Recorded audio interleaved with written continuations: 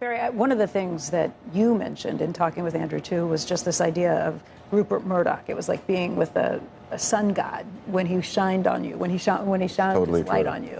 As he says, the phone's open 24/7, and he's answering that phone. He is the master. If there is a...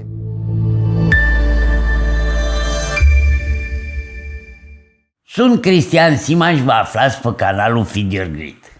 Astăzi vom vorbi despre un laborator de startup-uri sau un incubator de miliardari. E un nene care se numește Barry Diller și care a inventat o societate, Interactive Group Corporation.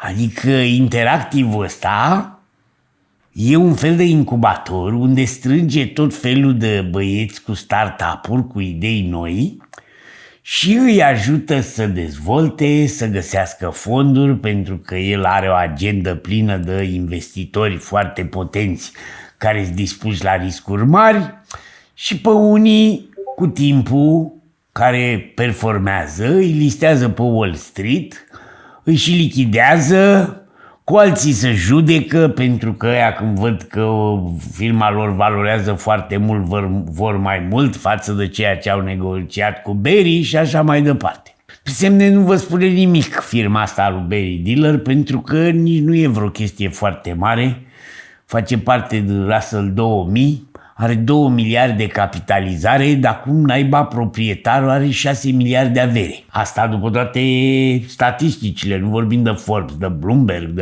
Păi e foarte simplu. Barry Diller, la IAC-ul lui, ia tot felul de aplicații deștepte, le ambalează frumos, le face societăți performante, le listează pe o căruță de bani, după aia prețul acțiunilor la astea listate se duce în cap. După aia îi pune pe CEO-uri și pe executivi să-și cumpere acțiuni înapoi după ce au vândut înainte. Și tot așa și e cel mai mare manipulator de tot felul de experimente. Da, stați să vedeți că totuși ceea ce listează el voi cunoașteți. Dacă IAC-ul nu vă spune nimic, și pe semne niciuna din cele mai reușite listări ale lui Match.com, care face parte din Match Group, nu vă spune nici aia nimic. Poate Vimeo să vă spună ceva, care Vimeo tocmai de la începutul anului a dublat. Din 4 dolari s-a făcut 8. Acțiunea e 1,2 miliarde, nu e mare lucru, dar Barry a făcut și aici o căruță de bani. La Vimeo ca Vimeo, să vedeți Match Group ăsta ce e. Păi nici ăsta nu vă spune nimic. Deși cuvântul meciuit parcă vă spune ceva. Dar Tinder vă spune ceva? Tinder este aplicația care face parte din Match Group. Împreună cu alte aplicații, Cupid, nu știu cum, și așa mai departe, că eu nu sunt foarte mare și bun specialist pe aplicații de dating. Dar ce mi-a venit mie să vorbesc despre aplicațiile de dating? Pentru că plecând de la analiza cum reușește Barry Diller să aibă o avere mai mare de 3 ori decât întreaga lui companie și totuși să nu dețină decât 15% din companie, e adevărat că deține acțiunile B care au 10 voturi pe acțiune și astfel practic are 44%, deci practic cam controlează IAC-ul total. De asemenea, dacă luăm pe Sean Rem, care a inventat aplicația Tinder, pe care foarte mulți dintre voi sunt convins că o folosiți, și o să vedem de ce, pentru că 129 de milioane de oameni intră pe conturile lor. Imediat o să facem și o analiză a aplicațiilor de dating și mai ales a lui Tinder, care are un succes nebun, printre altele. Da, Barry, când l-a lichidat pe Sean Rem, printr-un proces, e adevărat că aici a ieșit cu scandal, pentru că Tinderul totuși valorează niște miliarde, aproape 10. Bun, ideea e următoarea, că Sean Rem ăla, în urma procesului, a primit 441 de milioane împreună cu ceilalți 2 fondatori ai aplicației Tinder, a ieșit total din chestia asta și niște acțiuni la IAC. Mai IAC-ul, care valorează doar 2 miliarde, pierde $2,50 pe acțiune și unde Barry strânge toți oamenii cu idei, mai mari sau mai mici, îi cumpără sau îi convinge pe toți să vină la ei și după aia îi listează, cum am făcut cu Match Group sau cu Vimeo. Și cam asta e stilul. Dar cui le vinde la listare? Păi ia să vedem la Tinder, adică la proprietarul lui Tinder Match Group, cine sunt acționarii cei mai mari, că fondatorii au dispărut. Primul fondator la care a venit ideea să facă aplicația Tinder pentru întâlniri, la început doar cu conotații sexuale, acum să vă explic mult mai avansate, ideea a fost următoarea, că acționarii de astăzi, deci practic cei care controlează Match Group implicit și aplicația Tinder, sunt ghicitoarea mea cine? 12% Vanguard, 8%, 7, ceva la sută BlackRock, State Street, adică toți marii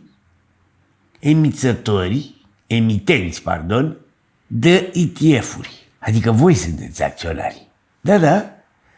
Pentru că au făcut imediat ETF-uri cu aplicațiile astea de dating, lumea a zis, vai câți bani o să facă, v-au vândut vouă, voi ați cumpărat ETF-urile și uite Match Group-ul ăsta când s-a listat la bursă, în 2021, mai ales că era pandemie și toată lumea stătea în casă, a strâns $150, a explodat acțiunea pe acțiune.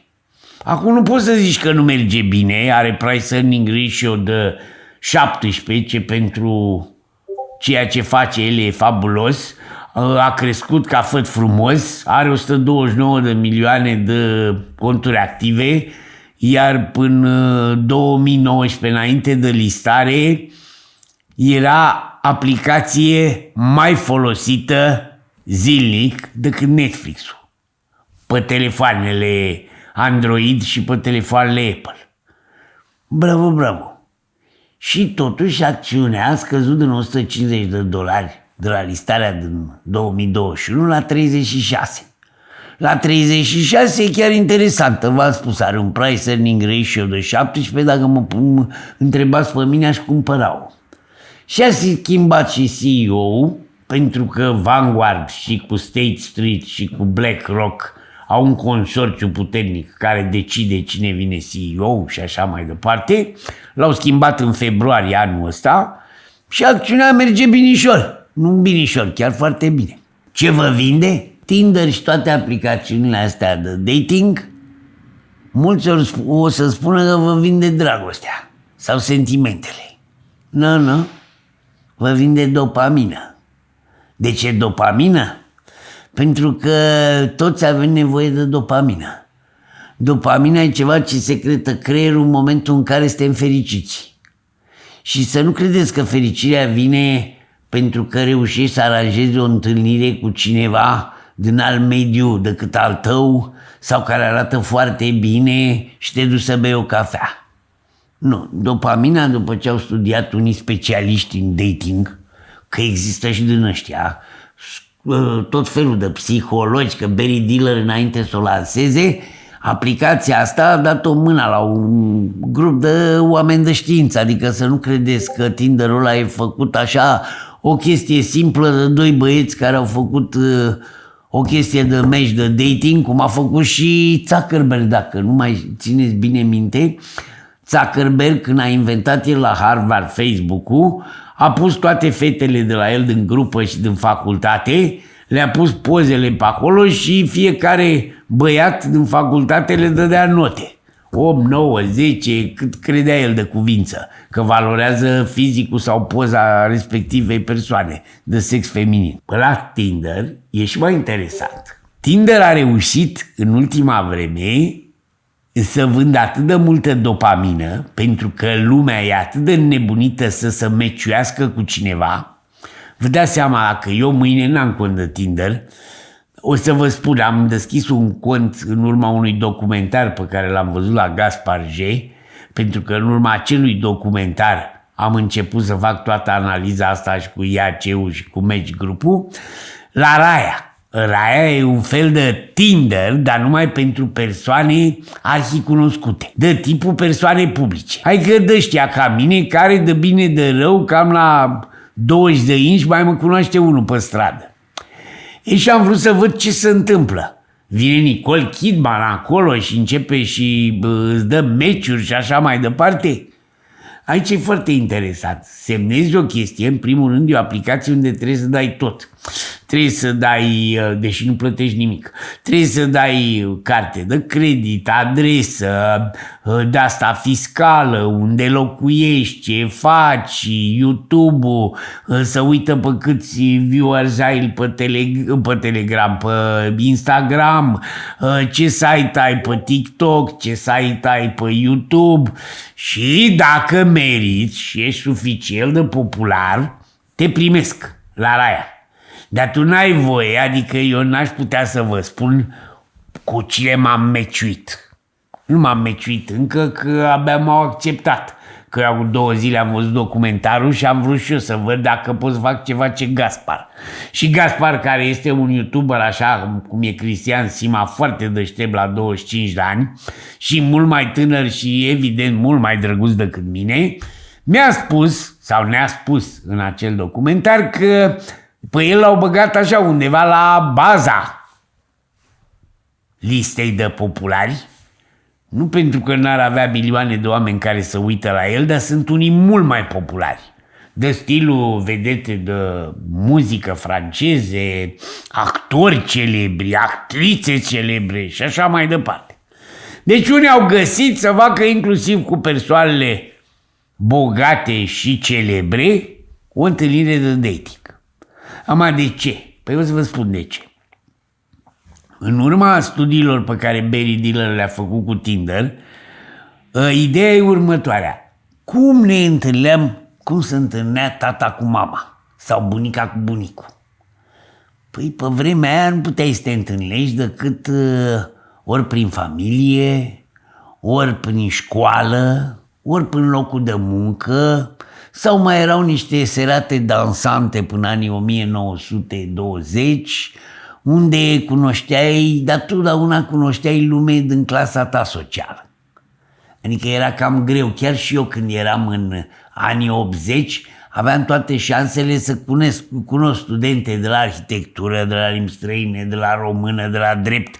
Adică ce era în zona Universității București. Hai de la medicină, dacă mai mă duceam pe la Preoteasa, că era un club la Preoteasa, cum ar fi cluburile acum al studenților, și în sfârșit la clubul A, la arhitectură, deci inevitabil în zona mea, studenți 20-27 de ani, nu mai mult, nu mai puțin, cam cu lumea asta putea să ne întâlnim, cu lumea asta putea să ne îndrăgostim. Era cam greu să mă îndrăgostesc de o frizeriță, de o muncitoare sau de un medic cu 10 ani mai mare. Era cum să poate. Tocmai asta au adus aplicațiile de dating. Faptul că tu poți să cunoști lume din altă sferă socială, din altă bulă, din altă țară. Sunt femei de la Kazakhstan, Columbia, Venezuela și așa mai departe. Pe de altă parte, e o problemă. Cum face bani această aplicație Tinder? Păi din dorul ăsta de dopamină și de meciuit. Pentru că numărul de conturi de bărbați este de 50 de ori mai mare decât numărul de conturi de femei. Ca să vă dau un exemplu, șansa ca o femeie să fie meciuită, chiar dacă nu are abonament pe Tinder, e de 50%. Șansa ca un bărbat să fie meciuit pe Tinder, dacă nu plătește nimic, e de 2%. Și atunci ce să facă? Trebuie să plătească abonament. Și începe să decarteze bani, pentru că plătește abonament și nu odată, de mai multe ori, în ideea de a avea acel match. Ideea e să întâlnește și cu persoanele, uneori da, uneori nu, de cele mai multe ori nu. Pentru că până la urmă, un bărbat cu capul pe umeri își dă seama cam cine vine pe Tinder. Dar uite că în ultima vreme tânăra generație e pe Tinder și nu mai e o chestie de dating, de promiscuitate, de prostituție și așa mai departe, cum era asociat Tinderul la început. A devenit o chestie de cunoștințe. Un fel de Facebook mult mai performant. Că până la urmă și pe Facebook, e adevărat că foarte mulți, așa, marea majoritate, 99%, vin la mine pe pagină să citească, să vadă YouTube-urile și așa mai departe. Dar poate ori fi și 2% care au ideea de a o cunoaște personal. Și mi s-a întâmplat. Și cu femei și cu bărbați. Care aveau nevoie de conversație. Nu credeți că vreau aici să spun că aveau nevoie de altfel de dorințe, că nu cred că eu sunt ăla care le-aș putea satisface astfel de dorințe, mai ales că am 60 de ani. Și că sunt un om liniștit din punct de vedere sentimental, nu prea sunt așa free as a bird. Bun, mergem mai departe. Deci, dacă vrei dopamină, plătești. Și plătești la Tinder mai mult. Acum, ce se întâmplă? Ești într-un fel sau altul promovat. Că de-aia plătești acolo și îți faci abonament, ca fetele alea puține care sunt, să le, într-un fel sau altul, să vadă că tu ești, dacă nu ești frumos și tânăr, poate ești bogat, dacă nu, poate ești deștept, sau poate ai o poziție publică, sau poate ești cineva important și așa mai departe. Deci, într-un fel, aplicația te promovează. Plătești abonamentul ăla ca un fel de promovare, de marketing. Adică Tinder-ul e o agenție de marketing. Așa cum v-am spus, vă vinde dopamină, că în momentul în care stai acolo și ajungi dependent, sunt femei și bărbați care pierd ore în șir pe Tinder numai ca să vadă cu cine să mai pot beciui. Fără să-și fi găsit fericirea sau jumătatea potrivită. E adevărat, sunt foarte mulți, destul de mulți, cunosc și eu puști, care s-au cunoscut pe Tinder și care sunt și în ziua de azi, ba chiar unii s-au căsătorit și au și copii. Dar până la urmă, procentual, nu ăsta este scopul aplicației. Aplicația trebuie să dea dopamină, tu să fii fericit că ai reușit, cum aș fi eu la 60 de ani, să mă meciuiesc cu una de 20 de ani care arată superb și n-are ce să caute cu bunicul și alte minuni de stilul ăsta. Și atunci plătești. Bun, nu pot să spun, eu n-am experimentat Tinder, v-am spus că m-am înscris la aia cu Raia și o să vă povestesc mai încolo, că abia mi-au aprobat contul, încă nu m-am meciuit cu nimeni și n-am voie să vă spun ce personalități din lumea filmului, a showbizului românesc, franțuzesc, elvețian sunt pe acolo. Că n-am voie. Mi-au luat atât de multe date încât la Raia s-ar putea, dacă cumva dau public ceva sau public orice fel de meciuială, să plătesc niște milioane de dolari, că au grijă să te pună să semnezi. Mai e o chestie iar foarte importantă în toată nebunia asta și anume ce se întâmplă cu datele tale personale. În documentarul lui Gaspar J, pe care îl puteți găsi despre Tinder pe YouTube, dacă știți limba franceză, o ziaristă destul de tânără și drăguțică s-a dus la Tinder și l-a obligat, într-o acțiune în instanță, să-i dea toate informațiile pe care le are despre persoana ei. După ce a folosit aplicația timp de vreo 4-5 ani. O să aveți un șoc. Știți câte pagini a primit?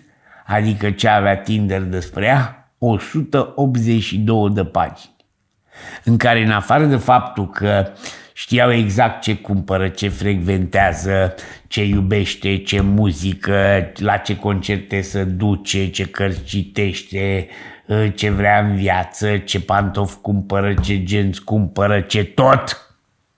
Foarte bune informații pentru a le vinde mai departe. Mai erau niște lucruri. Era și lista cu persoanele cu care s-a meciuit. domnișoara sau doamna, mă rog, că avea vreo 30 ceva de ani. Ei, culmea e că ea a făcut toată chestia asta 5 ani, special și-a numărat meciurile. Și meciurile ei erau vreo 30 și. În realitate erau 200 și. Asta înseamnă că pentru a satisface anumiți bărbați care n-au succes pe aplicația Tinder, aplicația lua poza, lua chestia ei și spunea că te-ai meciuit cu Cristian Sima. Și Cristian Sima era fericit că o ziaristă atât de deșteaptă, care vorbește o franceză perfectă, și eu pe semne, dacă eram acolo, începeam să corespondez cu ea, dar nu corespondam cu ea, corespondam cu AI-ul ei, adică cu aplicația.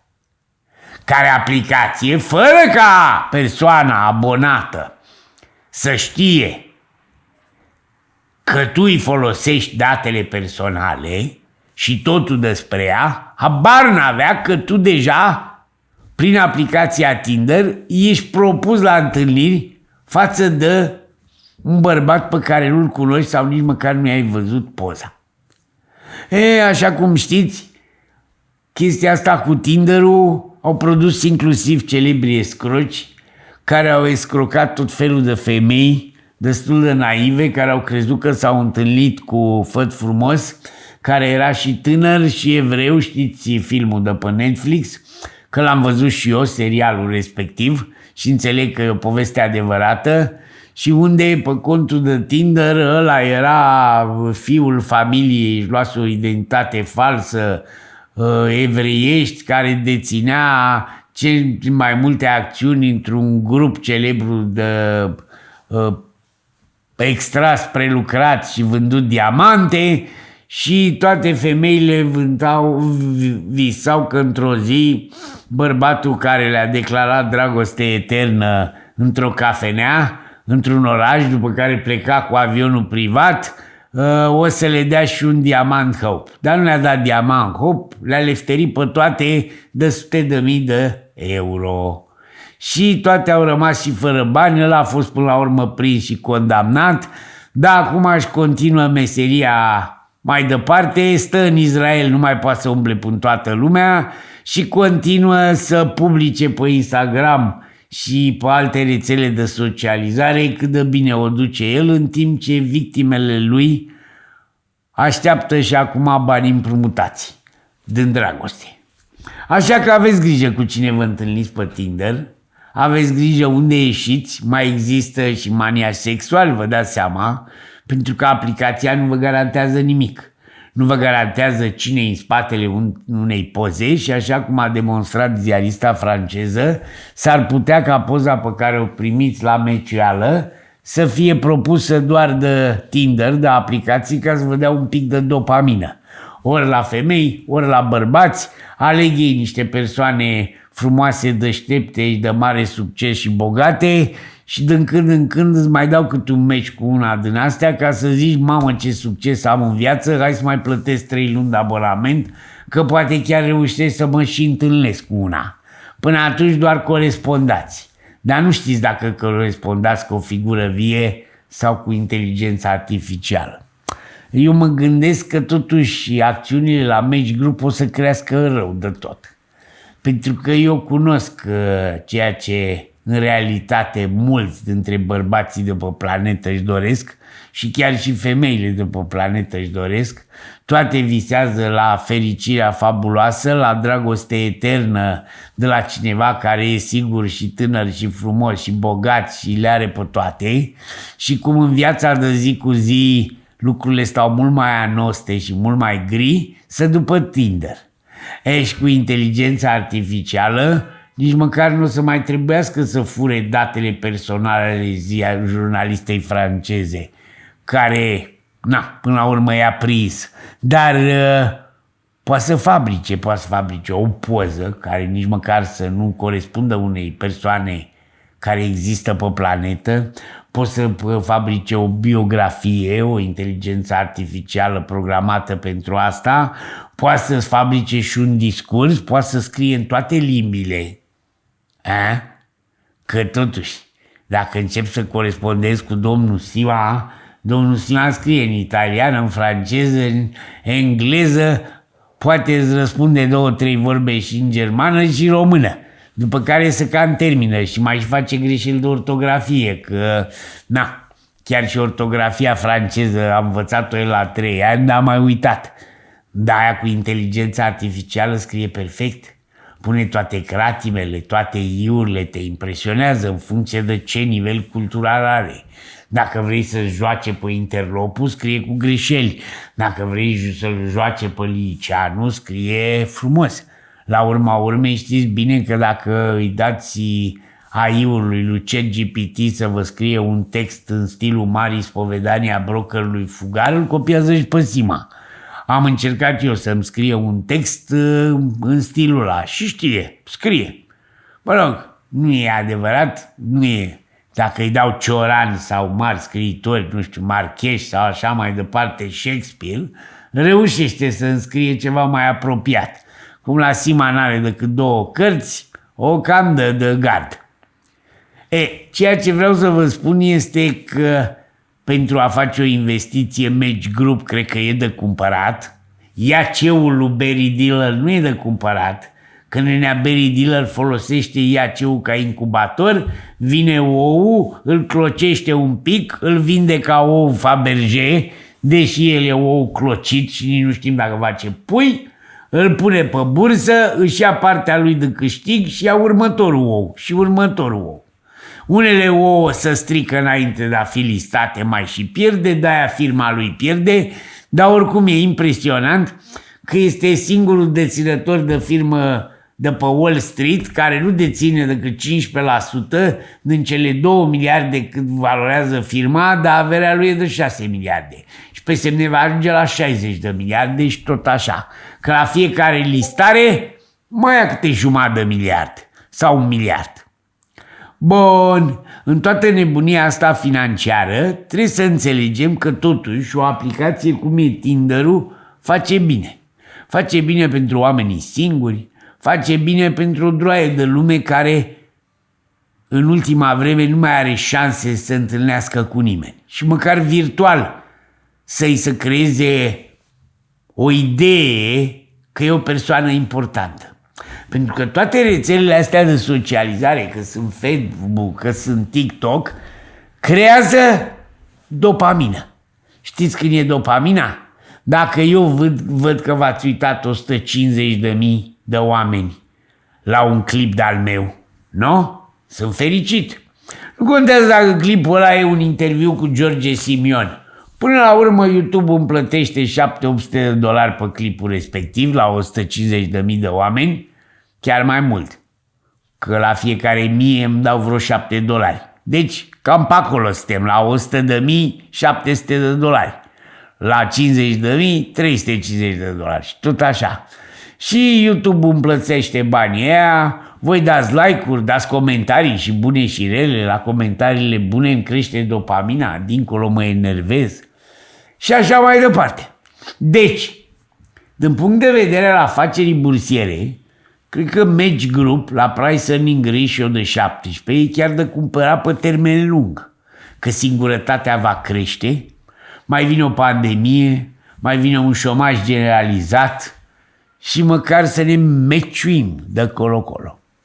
Așa că, înainte de orice, înainte de a vă aduce aminte că avem întâlnire question and answer cu Sima pe data de 9, aici în București, și avem curs la sâmbătă în noiembrie, la Covasna în noiembrie, vreau să vă spun un lucru.